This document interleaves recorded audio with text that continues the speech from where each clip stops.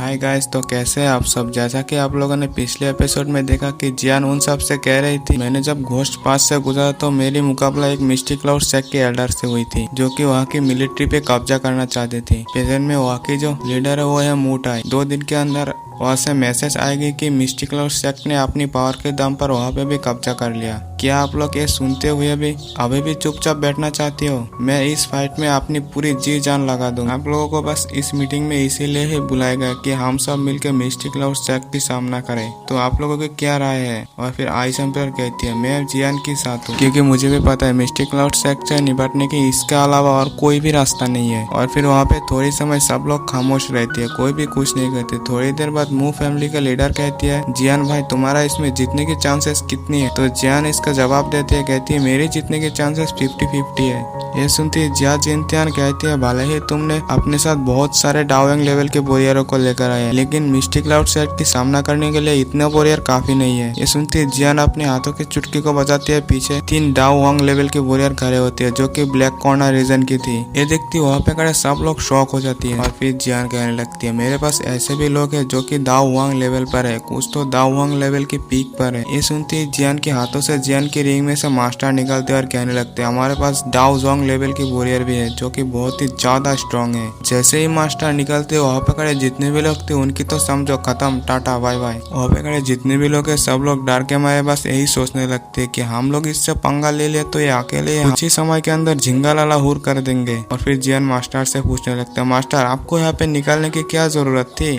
तो मास्टर कहने लगते, आज नहीं तो कल मेरे बारे में इन लोगों को तो पता चलनी ही थी। और फिर हमें ब्लैक कॉर्नर रीजन के जो तीनों वॉरियर है उनको दिखाया, तो ये मन में ही मन बड़बड़ाने लगती है कि अच्छा हुआ कि जियान के साथ हमारा अच्छी रिलेशन है, वरना तो जियान के पास क्वीन मेडुसा को छोड़कर और एक डाउजोंग है, यानी कि दो डाउजोंग। और फिर मास्टर प्रेसिडेंट फमा की ओर देखते हुए कहने लगते, तुम तो तब बहुत छोटे थे ना जब मैंने तुमसे मिली थी। जब मैं दुई कॉन्टिनेंट को एक्सप्लोर कर रहा था तो मुझे यह मिले थे। इसे देखते हुए मुझे लगा कि इसमें कुछ ना कुछ तो टैलेंट है, इस वजह से मैंने इसकी हेल्प की थी। ये सुनती मास्टर को ग्रीट करते हुए प्रेसिडेंट फमा कहने लगते हैं, मैं आपकी इस मदद को कभी नहीं भूल सकता। मेरी खुशनसीब होगी कि मैं आप जैसे ग्रेट पर्सन से फिर से एक बार मिल पाई। इसे देखते जिया जिनतियान कहने लगती है, ये ओल्ड मैन कौन है? यहाँ पे खड़े जितने भी लोग थे बस आइस एम्परर, जियान और प्रेसिडेंट फमा ही मास्टर को पहचानते थे, यहाँ पे कोई भी पहचानती नहीं थी। और फिर मास्टर कहने लगते, छोड़ो इन सब बातों को, चलो मेन टॉपिक पर आते हैं। मैं आप लोगों को और परेशान करना नहीं चाहता, लेकिन मेरे डिसाइपल ने जो भी कहा है वही सही है। खैर आप लोगों के ऊपर डिपेंड करते हैं, आप लोग जो भी करना सोच समझ कर करना। और फिर मास्टर जियान की रिंग में वापस चले जाती है और फिर सब लोग वहाँ पे अपनी अपनी सीट पे बैठ जाते हैं। तो प्रेसिडेंट फमा जियान से कहने लगती है, जियान तुम बहुत ही ज्यादा लकी हो कि तुम इस पर्सन की डिसाइपल हो, और इसलिए मैं तुम्हें यानी कि मेरी alchemy association mistake cloud sect की फाइट में पूरी तरह मदद करेगी। और फिर थोड़ी देर बाद मू फैमिली की लीडर उठती है और कहने लगती है, मू फैमिली भी अब जियान की मदद के लिए पूरी तरह से तैयार है। ये सुनते ही प्रिंसेस यावी कहने लगते हैं, हाँ गाइस, जियान सबके साथ मिलकर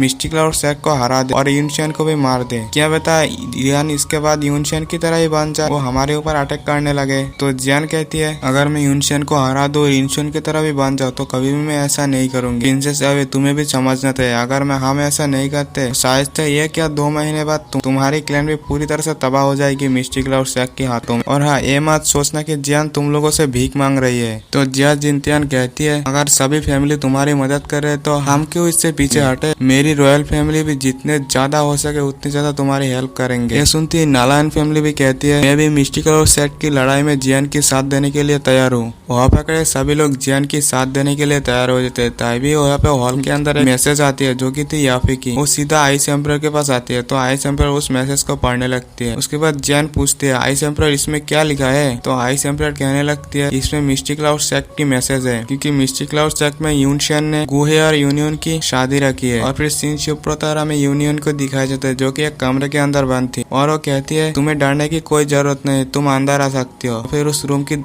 गेट ओपन होती है और उसके अंदर आ जाती है गुहे। जैसे ही गुहे आती है और कहने लगती है, यूनशियन ने तुम्हारे दुईकी के अंदर सील लगा दी है। मुझे यूनशियन से यह भी उम्मीद नहीं थी कि यूनशियन इतना हद तक नीचे गिर सकती है। तो यूनियन कहती है, मुझे भी यकीन नहीं हो रहा कि तुम्हारे जैसा पर्सन यूनशियन के साथ हाथ मिला सकती है। तो गुहे कहने लगती है, मैं ऐसा नहीं करना चाहता था, मेरी मजबूरी है, क्योंकि यूनशियन भी बहुत ही ज्यादा स्ट्रॉन्ग है, मैं उसका सामना नहीं कर सकता। और फिर गुहे यूनियन से पूछने लगती है, तुम्हारे अंदर मेरे बारे में कैसी फीलिंग? तो यूनियन कहती है, है, मैं बस तुम्हें एक अपनी दोस्त की तरह मानती हूँ। तो गुहे कहने लगती है ये उस जियान की वजह से है ना। यूनियन गुस्से में कहती है अपनी बकवास बंद करो। और फिर गुहे कहने लगते हैं मुझे गधा मत समझा। और फिर यूनियन के पीछे आके बैठ जाती है और कहने लगते हैं मुझे यूनशन ने पहले ही इसके बारे में बोल दिया कि अगर डेजर्ट में क्या क्या हुआ, और मुझे यह भी उम्मीद नहीं थी कि ये लड़का मुझे हरा सकती है। तो ये सुनते यूनियन कहने लगते हैं मैं तुमसे एक क्वेश्चन करना चाहता हूँ, क्या तुम यूनशन के साथ देने से इनकार कर सकते? और हाँ, ये बात मैं तुम्हें फिर से बोल रही हूँ, अगर मैं चाहूँ तो मेरे टीचर भी मेरे सिर को नीचे नहीं झुका सकती है। तुम अगर इसके पीछे रहना चाहती हो तो रहो, एंड में तुम्हें बस एक बॉडी ही मिलेगी। तो गुहे कहने लगती है तुम बस मेरे लायक हो, ना कि उस जियान की।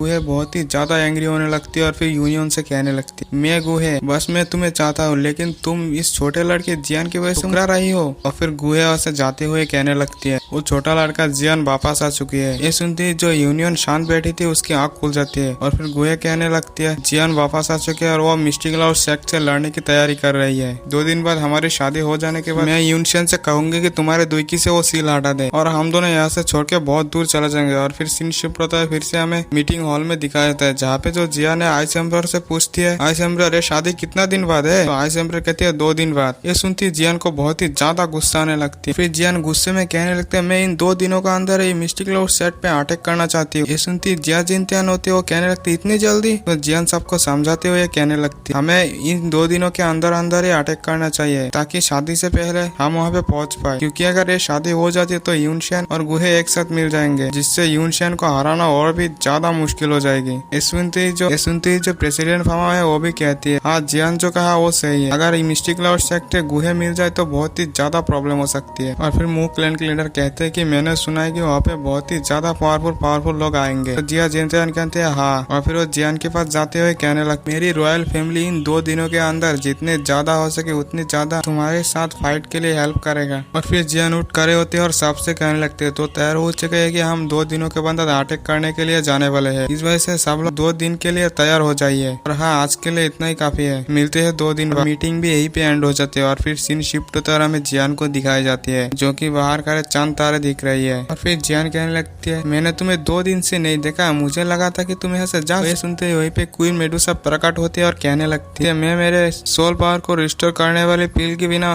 कहीं नहीं जाने वाले। और फिर जियान क्वीन मेडुसा से पूछने लगते है क्या तुम अभी भी मुझे मारना चाहती हो क्या? तो क्वीन मेडुसा भी जियान से उल्टा क्वेश्चन करते क्या मुझे तुम्हें मार देना चाहिए? तो जियान क्वीन मेडुसा की ओर जाने लगते हैं, लेकिन क्वीन मेडुसा उसकी ओर देखती है तो जियान वहीं पे रुक जाती है। और फिर जियान कहने लगती है समय को पूरा होते ही मैं तुम्हारे लिए पील रिफाइन कर दूंगी, तुम इसे खाओगे या नहीं ये तुम्हारे ऊपर डिपेंड करती है। तो क्वीन मेडुसा कहने लगती है इस पील को लेने के बाद जो लिटिल मेडुसा की फीलिंग्स है वो मेरे अंदर से पूरी तरह से चले जाएगी और फिर तुरंत ही मैं तुम्हें मार डालूंगी। तो जियान क्वीन मेडुसा की ओर आने लगते और कहने लगते क्या सही मैटर है कि तुम मुझे मार नहीं सकते या फिर कुछ और ही है? और फिर जियान क्वीन मेडुसा के बहुत ही ज्यादा नजदीक आ जाते हैं। फिर क्वीन मेडुसा जियान से कहने लगती है क्या तुम्हें अभी भी लगता है कि तुम्हारे लिए मेरे अंदर फीलिंग्स है? यार 1 घंटा मेरा। और फिर जियान कहने लगती जब मैं मिस्टी क्लाउड सेक्ट से फाइट करूंगी तो मेरे जीतने के भी चांस नहीं और हारने के भी चांस नहीं। अगर ऐसा हुआ कि मैं यूनशन के साथ फाइट में हार जाऊँ और यूनशन मुझे मारने ही वाली है तो तुम उस वक्त क्या करोगे?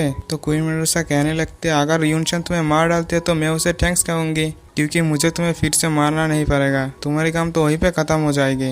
और फिर जियान क्वीन मेडुसा से कहने लगती है लाइफ और डेथ और हार और जीत अपनी नसीब के हिसाब से ही होती है, खैर छोड़ो अपने अपने काम पे आगे बढ़ो। और फिर जियान वहाँ से चले जाती है। तो क्वीन मेडुसा थोड़ी समय उदास वहीं पे खड़े रहती है, क्योंकि उसे भी जियान के बारे में बहुत ही ज्यादा टेंशन हो रही थी। क्वीन मेडुसा को तो जियान से प्यार हो गई थी, लेकिन क्वीन मेडुसा इसे निकालती नहीं है, बस जियान से गुस्सा होके उसे मारने में ही तुले हुए रहती है। खैर छोड़ो, ये एपिसोड यहीं पे एंड होती है। हाँ, जिसने भी चैनल को सब्सक्राइब नहीं किया प्लीज चैनल को सब्सक्राइब करना और वीडियो को लाइक भी कर देना और दोस्तों के साथ शेयर भी कर देना। चलो मिलते हैं नेक्स्ट वीडियो में, बाय बाय।